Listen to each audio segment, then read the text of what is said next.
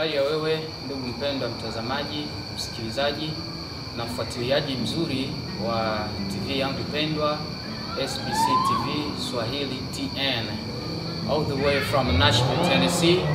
Ni mimi mtu wako makini, mtangazaji wako makini, Hussein Jeshi la Yesu. Nimekuwa hapa mahali fulani ambako nimekuja kumtembelea sister mmoja ambaye mchungaji Benjamin Pilipili. Mungu akubariki sana, umeniconnect na sister huyu, na tumeanza kipindi hichi tokea asubuhi mida ya mchana, lakini tukapata short kidogo ya battery za microphone kutuishia katikati ya kipindi, ndo tulikuwa tumeanza kabisa mchana, na tukaendelea na kipindi, tukarekodi. Baada ya saa 2 hivi, kama saa 1 dakika 45, nikacheck recording zote ambazo review recording zote ambazo nimepitia, nikakuta kuna baadhi zimemute microphone receiver ya microphone ambazo tulikuwa nazo, imeisha battery na ikamute na voice haikuwa imetoka kabisa. Hivyo tukaingia changamoto ya kuzichaji tena, lakini baada ya kuchaji kwanza tulirudi nyumbani tukachukua break, nikazichaji, na baada ya kuzichaji naziweka kwenye pack ya kwamba tukuje sasa muda huu wa usiku tena nikaziacha nyumbani. So actually sauti inaweza ikakaa vibaya kidogo kulingana na mahali tulipo, lakini pia kulingana na kamera iko mbali kidogo na sisi kwa sababu ya image nzuri, lakini natumaini kwamba mambo yatakuwa vizuri. Tunaomba mtuombee Mungu. Leo ilikuwa siku ya changamoto kabisa. Kipindi hichi tungekimaliza mapema sana, ingekuwa kama ni kurudi, ningekuwa nimesharudi na sister tayari angekuwa ameshatulia, lakini shetani ameingilia kati akachanganya mambo yakawa ndivyo sivyo. Lakini tunamshukuru Mungu kwa maana tena tumekuwa hapa kwa usiku huu wa saa 2 na dakika kama 5 pale ndio tumeanza kipindi. Hii ni sehemu ya kwanza sasa rasmi tumeianzisha, na natumaini kwamba itaenda vizuri. Mimi ni mgeni katika mji huu na mwenyeji wangu aliyoko hapa mrembo, amerimbika, amebadilika kwa viwango fulani hivi ambavyo labda umezoea kumuona kwa miaka hiyo iliyopita hapo nyuma. Mgeni wangu anaongea lugha kama 3 hivi. Anaongea Kiingereza, anaongea Kiswahili, lakini pia anaongea Kibembe. Lakini Kiingereza ndicho anachoongea kwa ufasaha kabisa. Kwa hivyo atakapokuwa anaongea ataongea lugha ya Kiingereza. Anaweza akachanga na Kiswahili kidogo, akaingiza na Kibembe kidogo, lakini most of the time shuhuda yake yote, testimony yake yote atakuwa anaiongelea kwa Kiingereza. So kwa kulingana na mimi Kiingereza changu akijapanda, siwezi nikaweza kutranslate mambo yote, lakini pia niko mwenyewe behind the camera, nobody is there, so nitakuwa nasimama sometimes kwenda kucheki mambo nyuma ya kamera yakoje.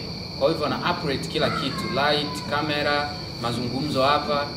Kwa hivyo imenifanya mimi kutokuweza kuwa na translate maneno haya ambayo atakayo tufundisha mahali hapa ya translate kwa Kiswahili.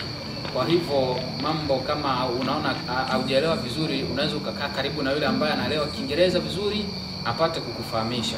Hii ni darasa, tuko hapo kwa ajili ya kujifunza, kwa ajili ya kuelimika, kwa ajili ya kubadilika, na si kusikiliza tu kwa sababu ni mwanamke. Usikiliza ataongelea mambo ya kike ya kuburudishe, ufarijike, uchemke, alafu ukose kubadilika. Kizuri ni kubadilika kutoka kwenye maisha ambayo si nzuri unayoishi kama alivyoishi yeye, uchukue next steps. So tunatumaini kwamba shuhuda yake itakubariki, shuhuda yake itakujenga, shuhuda yake itakutoa mahali fulani kwenda mahali pengine. Na nimkaribishe mwenyeji wangu apate kujitambulisha kwa majina yake, anakaa wapi, mtoto wa nani, na anaweza labda akawa anajishughulisha na shughuli fulani, anaweza akatuambia. Welcome to introduce yourself to the world and everybody who's going to watch this video. Yes. Hello everyone. I am Selestinne, mtoto wa Mlevinge, and I congregate with the church of CIBC family. Yes. Yeah. Okay, yes. I'm glad to be here. It's been a long day. Like you said, we have been trying for a few times now, but the second time is always a charm. So I hope the Lord will get us through this testimony as fast as we could. But yes, I was born in Tanzania. Can you raise the voice a little bit? Yes, I was born in Tanzania.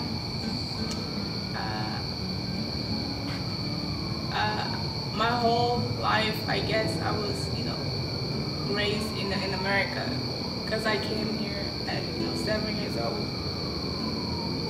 and life wasn't as easy as people think, because people from home think that once you're in America, it's all good, there's no problems, no sickness, no death. But hey, America is another country like any other. So yes, my testimony is not really like bright. It's not bright. I have been through dark path. I have been through the trenches, all that. So yes. Before I start though, I would like to start in prayer. Father God, for Jesus Christ, thank you for this moment, Lord God. And I pray that you give us the power, Lord Jesus Christ, to give this testimony through, Lord. We're not doing this, Lord God, for gain, but we're doing this, Lord God, for your glory, to give you the glory, Lord God, as you are the one that changed me, Lord God. You are the one, Lord God, that have the ability, Lord God, to keep me safe and sound. So, Lord, I rebuke any problems that will happen, during this testimony, Lord God. I pray that it will go smoothly. And in the name of Jesus Christ, I pray. Amen. Yes. So, like I said, thanks so much for your patience, for all this kind of struggling we've been through since the morning until now tonight. Hatutakata tamaa mpaka ifikie mwisho, mpaka itimilike. Shetani amejiinua kwa viwango vikubwa, kwa sababu kuna ushuhuda ambao una nguvu ya Mungu. Tunatumaini kwamba utakapofika kwenye umati wa watu watabadilika, watu watawasiliana na wewe, labda uwaelezee mengine mengi kwa zaidi, na huenda kutakuwa na wale ambao watahitaji msaada wa maombi, watakuona. Nitaweka namba zake za simu hapo kwenye screen. Endapo utakuwa na shauku ya kuongea naye in deep zaidi, kama vile mwanamke kwa mwanamke, niseme tu hii, labda kwa mwanamume usijambo hapo utake kwanza kuuliza habari za mwanamke wakati wewe ni mwanaume. Labda kwa mwanamke ndio anayeweza kupiga simu akaongea na sister akamwambia mengine mengi zaidi. Kwa yale uende labda anaweza kawa atayasahau kwa muda huu, anaweza akawatafsiri zaidi sana. So tell us your testimony from the beginning in depth, how that started, and na ilivyoendelea mpaka sasa. Yes, like I mentioned before, my life shifted when I came to America. It was all good for a few years. 7 years old, just came from a new country. This new everything, new environment, new food. I was shocked about the whole environment and culture, and I actually liked it at first.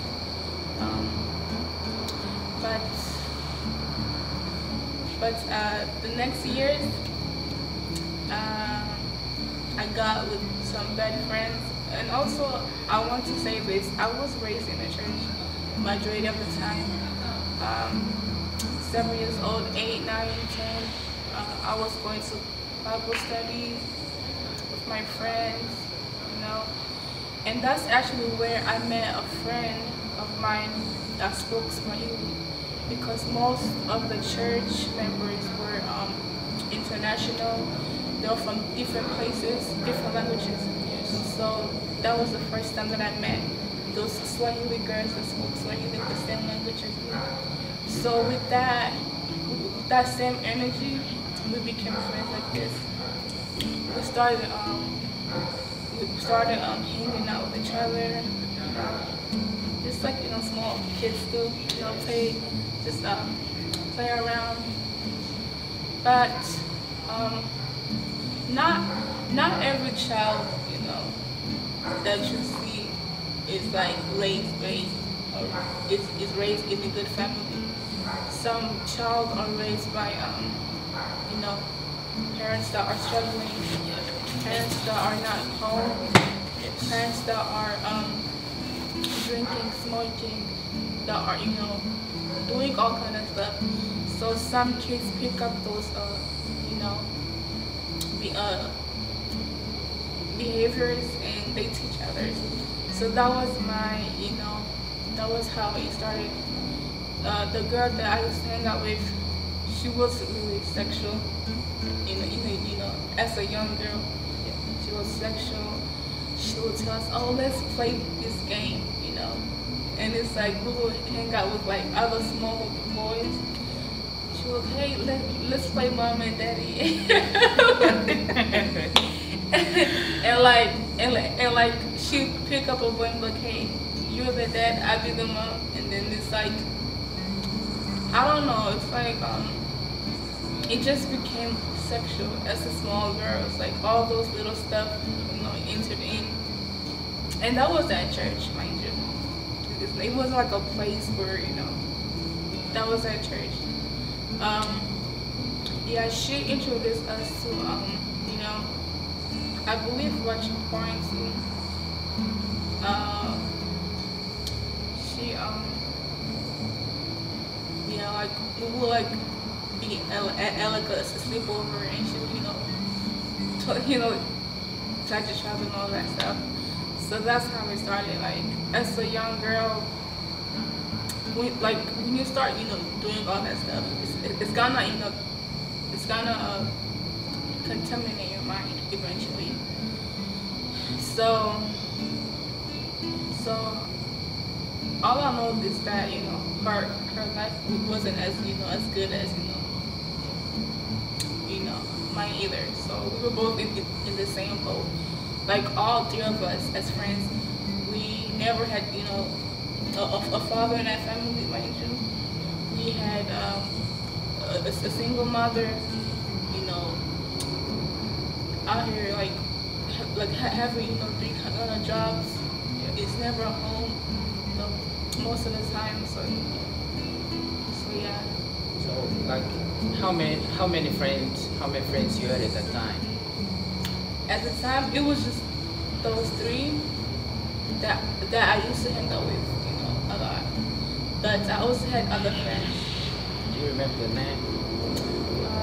Should I? I don't feel like. Are they still living? Or Yeah, they're still alive. Oh, yeah. You don't have to. Yeah, no. So, Yeah. I won't, just for it. Yeah, I won't. But yes, sorry. I also had other friends who were like Christians, you know, who were like actually good friends. But that's not the way that, you know, my life went. My heart did not go towards those good friends. It was also bad friends, because it was something exciting, something new, something, you know, something bad. And it's like, as a child, that was, you know, fun for me. So yeah, I mostly hang out with those 3. And that's also how we got into stealing. Like, most of our kids will be in like what Bible study, but us we stick out and go to the other room where they have the snacks for everybody, and we start stealing them. Yeah, that's how it started. How that work? They just put snacks on table just for everybody to eat. Is that was for free or just pay some money to get snacks? It was for free because it was at church. So like they had a class, and all the way at the end there was a fridge where they had like snacks, cakes, like all kind of stuff. Yeah, and that was like for like different, Sundays. Yeah, but we realized where they kept the stuff, so we'll go there and take them for us. It was just an opening fridge because yeah, some fridge has a key lock. So. Yeah, well, we'll find a way to open the door anyway. So we were really bad kids. Yes. So that's how it started. And once it all starts with just stealing a little candy, and then it grows to stealing money. It goes to stealing people's stuff. It goes from your house to like outside. So that's how my life was. As a young child, 13, 14, I was out here already, going to stores, telling my other small nieces, to go ahead and do that stuff. And it got to the point where like their mothers wouldn't let me, be around them because they realized how my behavior was affecting, their kids. So it's like anything that the kids will do, they will blame on me. Like, yes, it's Selestinne's fault. That's what yeah. So it's like that's how I used to be.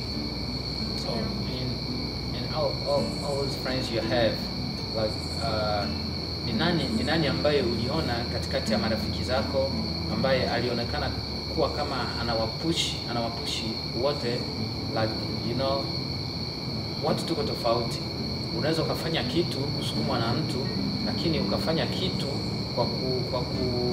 kwa kukifanya kwamba unataka uwe kama mtu fulani, wakati hata kama sio willingly yako. Nani ndo kama alionekana kuwa mtu ambaye anawapushi sana kutokukata tamaa ya kuzidi kuiba na kufanya hayo baadhi ya mambo ambayo hayastahili kama mtoto mdogo kufanya? It was the oldest girl. I don't think she's the oldest. I think we're all the same age. But it was the one girl that knew how to steal very well, and she was already doing it at her house with her parents and everything. And she would get into fights, all that. Like she was an angry child. That's how I remember her. She was always angry, always doing this and that, bringing all kind of stuff.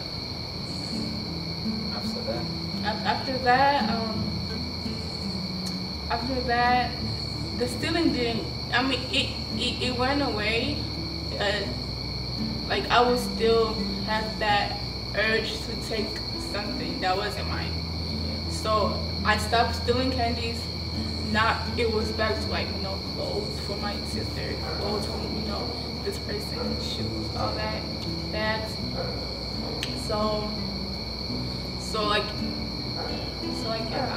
Eventually,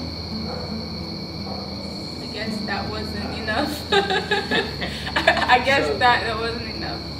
So. Did you happen to steal like your sister's money in a car somewhere or something? Yes, it was like instances where I would do that. Like, it's like I was very technology, so like I knew how to work the computer. So like I would also take her, credit card information and buy stuff online. And like she would see boxes at the house. She was like, wait. Like whose stuff is this? Because it's like at my bank account, this is missing. And it's like, she will already know that it's me. But like I would act like, oh no, it's not me. I would lie and stuff. Because it's like with stealing comes the spirit of lying. Because you don't want to get caught, right? You're always gonna lie and say that it's not you. So it's like, yeah, Like I was a master at lying. A master at lying. Like, hey, I didn't do that, knowing I did it. And then what happened next? Next, what happened was well, I grew from that stage, and What stage was that? that stage. States. Like, it wasn't stage. Just a stage of stage where I was doing that stuff. Yeah, I grew from that stage, and started getting into hip hop music, rap music. Started getting into like watching movies that were like really dark, that has like witchcraft in it, like that has all the spells, all that. Like that was something that I was, that I liked watching, like scary movies, all that. So with the scary movies, it came with like sexual scenes, and that triggered my mind. Okay, what is that? As a young child, you wanna know, you're curious, like, what's that? Like what are they doing? So it's like, it started small by small. I would search on YouTube how to kiss, how to be good at kissing, how to be a good kisser, and I would watch music that was sexual, arouse my spirit, and like my flesh, yeah. And it's like as a young girl, I got into I made my first Instagram. I was like 14, and it's like I would see how girls would pose in there, take pictures, be cute, and it's like I would want to be like that, and I would watch videos of these famous actors, musicians, and in my heart I wanted 3 things. I want famous, rich, and beautiful. That was it. That was what I was really looking for in life, to be. And I'm gonna tell you how that shaped my life, because that's really drove me through what I went through. So yeah, so I would see girls post sexual pictures, and they would get all this people oh, you're beautiful, but it's not true. That's not how it's supposed to be. But yes, it went from that. So but I think I'm gonna go back to when I lost my virginity. you can say it. Yeah. You can say it. Yeah, but before we get on that point, what country you come from? When you get here? Yes, I came from Tanzania. Yes, I was in the Ufu camp. Yes. So how did you lose your virginity? It was a neighborhood kid, boy that I used to hang out with. It started out, innocent at first, hey, let me take your number, this and that. And mind you, at that time, I didn't have a phone. I used to use even my sister's phone or the computer. So he would text me on Facebook, and I would, answer back. We would just, conversate. But it got to the point where we would meet each other often, and he started getting physical, touchy, and so I lost my virginity. So it was yeah. So with that, it actually it brought so much problems in my life, because it's once a girl knows a boy. I have a question. Touching. If I can just touch someone, shaking the hands. I can just touch someone. Hey, how you doing? On the shoulder. How that touch was? It was It was more like that's a different touch. Like Yeah. like the body is different. Like the body language is different. That's a different touch. It's like it was more like caressing. You know how you caress a person. Yeah, yeah. Like how you wanna make a baby go to sleep. How you know. Lisa. So it was more like a Like that. yeah, like that. Serious. Yeah, serious touch. So yeah. So that's how the side started. And as a young girl, I did not know what I was doing. So I got hyper really quick. I got fast really quick because I opened myself to sex very early. So you grew up first. You grew up mind or age. What did you grow up so fast? Actually, I grew up fast with my body. That was one thing. I grew up fast with my body. Like, I think after that whole, scenario, I was just, sexual. Period. So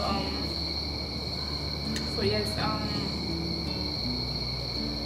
yeah, it got to the point where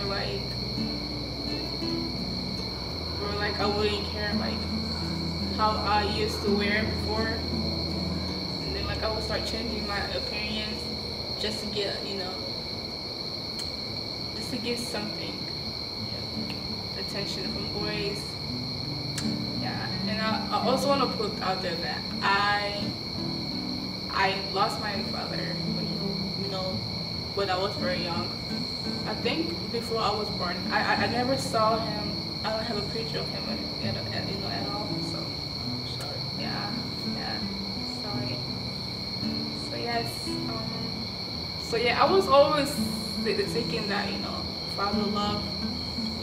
So it's like I was attracted to older guys, and mind you, the one that that took my virginity was the older guy. So that's how my parent was like all the men that I have been with, they were always older and not younger. So there was the youngest that you like older. What was it? H.E. body type. So how old were you? How old I was? They were. They were. I mean, he was 16 at the time. I was 13. I was 16. The next boy, he was 18. I was 16. It was like that. Hey, so far. Yeah. Okay. Tell us. You tell me that you lost your father. How did he die? Well, I actually don't know how he died. So I can't really say anything about that. My mom doesn't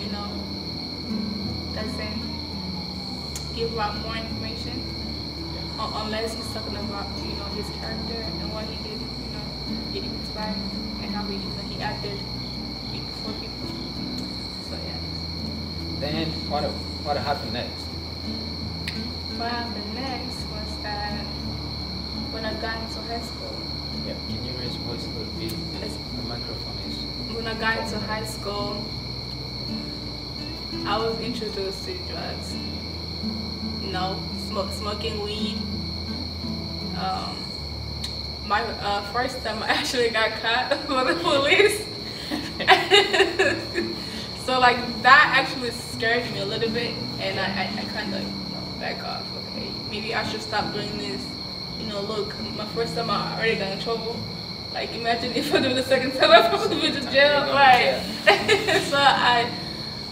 So I kind of got scared, but not for a while, because the peer pressure was real. Somebody else, hey, go ahead, and just gave me another blunt to smoke. So, how did you get caught, and where you were when the police came? You were at the bar. I was in the car.